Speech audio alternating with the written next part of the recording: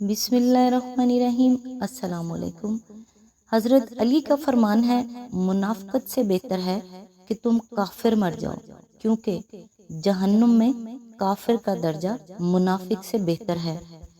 انسان یہ سمجھ کر جھوٹ بولتا ہے کہ کبھی پکڑا نہیں جائے گا، اور یہ سمجھ کر دھوکہ دیتا ہے کہ اگلا بے وقوف ہے، اس کی عیاری اور مکاری کو کبھی سمجھ نہیں پائے گا۔ مگر اللہ رب العزت کا قانون بڑا انصاف رکھتا ہے۔ انسان کو وہاں آ کر ٹھوکر لگتی ہے جہاں اسے کامیاب ہو جانے کا سب سے زیادہ یقین ہوتا ہے۔ آزمائش بہت سے نقاب الٹ دیتی ہے، کہیں پارسائی کا، کہیں صبر کا، کہیں انسانی ہمدردی کا، اور کہیں اخلاق کا۔ کھوٹے کو کھرے سے الگ کرنے کا قدرت کا طریقہ یہی ہے۔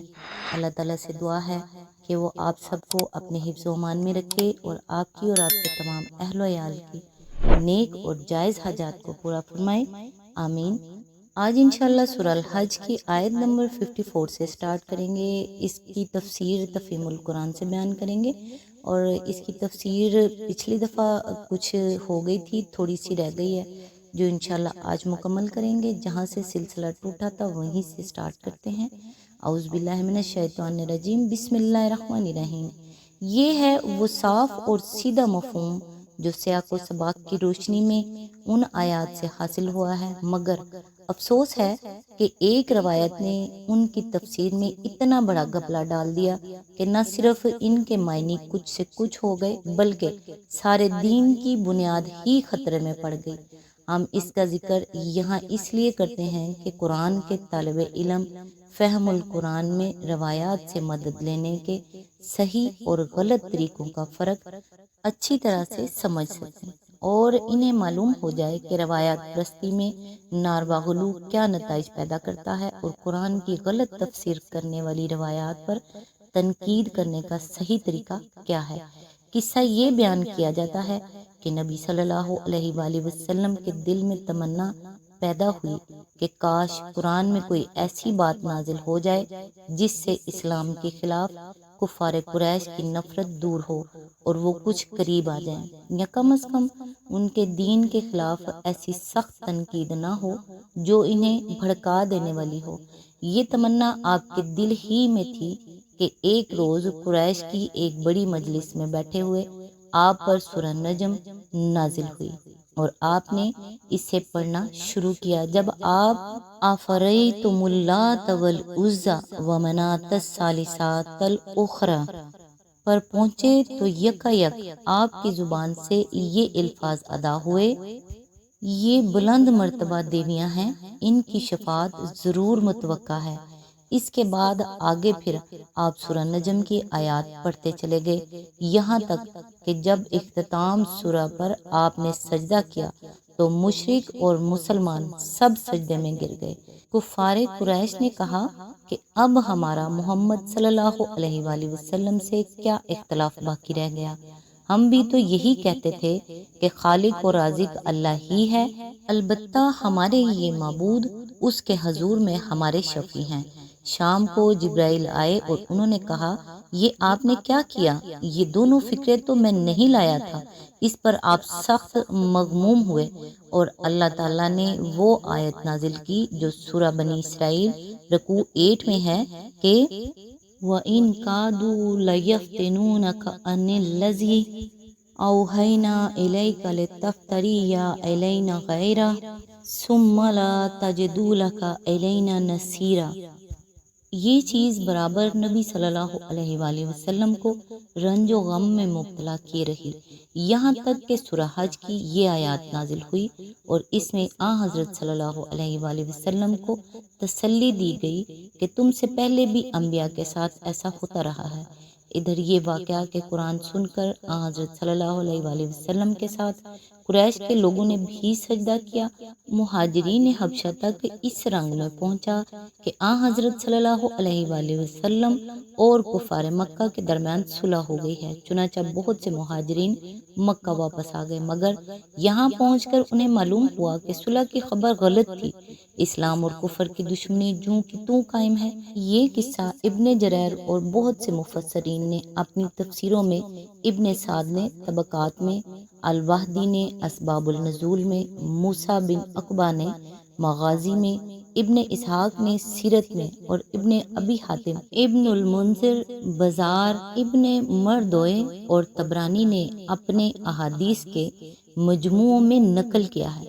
جن سندوں سے یہ نقل ہوا ہے وہ محمد بن قیس، محمد بن کعب قرظی، عروہ بن زبیر، ابو صالحہ، ابو العالیہ، سعید بن جبیر، ضحاک، ابو بکر بن عبد الرحمن بن حارث، مجاہد، سدی، ابن شہاب زہری اور ابن عباس پر ختم ہوتی ہیں۔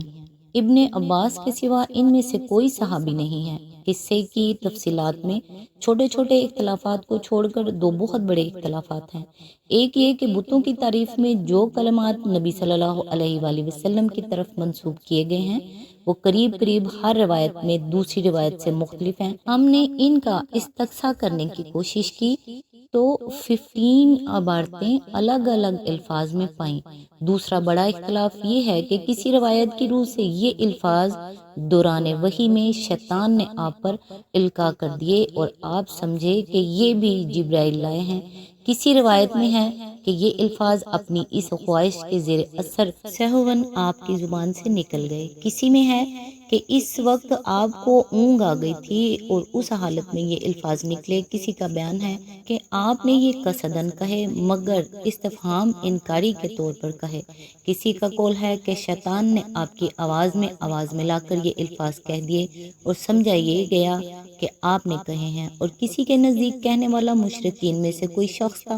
ابن کثیر، بہقی، قاضی عیاض، ابن خزیمہ، قاضی ابو بکر ابن العربی، امام رازی، قرطبی، بدر الدین عینی، شوکانی، آلوسی وغیرہ حضرات اس قصے کو بالکل غلط قرار دیتے ہیں۔ ابن کثیر کہتے ہیں کہ جتنی سندوں سے یہ روایت ہوا ہے سب مرسل اور منقطع ہیں، مجھے کسی صحیح متصل سند سے یہ نہیں ملا۔ بہقی کہتے ہیں کہ از روح نقل یہ قصہ ثابت نہیں ہے۔ ابن خزیمہ سے اس کے متعلق پوچھا گیا تو انہوں نے کہا کہ یہ زنادقہ کا گھڑا ہوا ہے۔ قاضی عیاض کہتے ہیں کہ اس کی کمزوری اسی سے ظاہر ہے کہ صحاح ستہ کے مؤلفین میں سے کسی نے بھی اس کو اپنے ہاں نقل نہیں کیا اور نہ یہ کسی صحیح متصل بے عیب سند کے ساتھ سکہ رامیوں سے منقول ہوا ہے۔ امام رازی، قاضی ابو بکر اور آلوسی نے اس پر مفصل بحث کر کے اسے بڑے پرزور طریقے سے رد کیا ہے، لیکن دوسری طرف حافظ ابن حجر جیسے بلند پایا محدث اور ابو بکر جساس جیسے نامور فقیہ اور زمخشری جیسے اقلیت پسند مفسر اور ابن جریر جیسے امام تفسیر و تاریخ و فقہ اس کو صحیح مانتے ہیں اور اسی کو آیت زیر بحث کی تفسیر قرار دیتے ہیں۔ ابن حجر کا محدثانہ استدلال یہ ہے کہ سعید بن جبیر کے طریق کے سوا باقی جن طریقوں سے یہ روایت آئی ہے وہ یا تو ضعیف ہے یا منقطع، مگر طریقوں کی کثرت اس بات پر دلالت کرتی ہے کہ اس کی کوئی اصل ہے ضرور۔ علاوہ بری یہ ایک طریقے سے متسلن بسند صحیح بھی نقل ہوا ہے جسے بزار نے نکالا ہے۔ مراد ہے یوسف بن حماد ان امیہ بن خالد ان شعبہ ان ابی بشیر ان سعید بن جبیر ان ابن عباس، اور دو طریقوں سے یہ اگرچہ مرسل ہے مگر اس کے راوی صحیحین کی شرط کے مطابق ہیں۔ یہ دونوں روایتیں طبری نے نقل کی ہیں، ایک بطریق یونس بن یزید ان ابن شہاب، دوسری بطریق معمر بن سلیمان و حماد بن سلمہ ان داود بن ابی ہند ان ابی العالیہ۔ جہاں تک موافقین کا تعلق ہے وہ تو اسے صحیح مان ہی بیٹھے ہیں، لیکن مخالفین نے بھی بالعموم اس پر تنقید کا حق ادا نہیں کیا ہے۔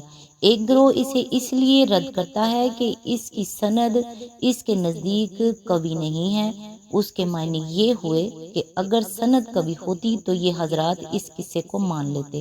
دوسرا گروہ اسے اس لیے رد کرتا ہے کہ اس سے تو سارا دین ہی مشتبہ ہو جاتا ہے اور دین کی ہر بات کے متعلق شک پیدا ہو جاتا ہے کہ نامعلوم اور کہاں کہاں شیطانی اغوا یا نفسانی آمیزشوں کا دخل ہو گیا ہو۔